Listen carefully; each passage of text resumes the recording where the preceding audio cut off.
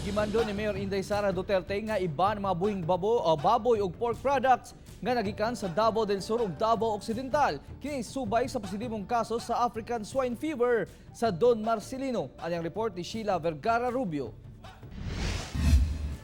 Hugtanong gipatuman ang total ban sa mga live pig products o pork products nga gikan og Davao del Sur ug Davao Occidental pasulod Davao. Kini aron maprotektahan ang mga hog farmer o hog industry sa syudad.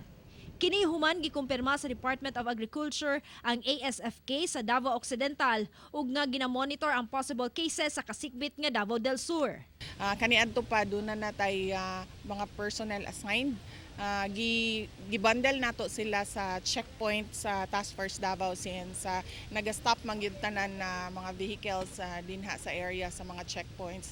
So naka-appeal sila didto sa checkpoint sa Task Force Davao. Hugot nga pagbantay ang ginahimo karon sa maentrada sa syudad, ilabi na ang Serawan checkpoint kung asa ang boundary sa lugar nga dunay kontaminasyon sa ASF.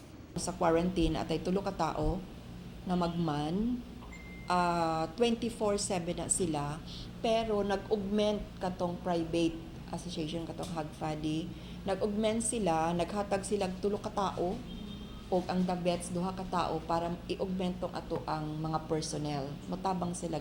Giagni sa kagamhanan ang mga mamaligyaay nga dinhi lamang una sa Davao City mukuha og produkto. Samtang ang mga nagbuhi og baboy gipahimangnuan nga dili og pakanon og lamaw ang ilang mga binuhi.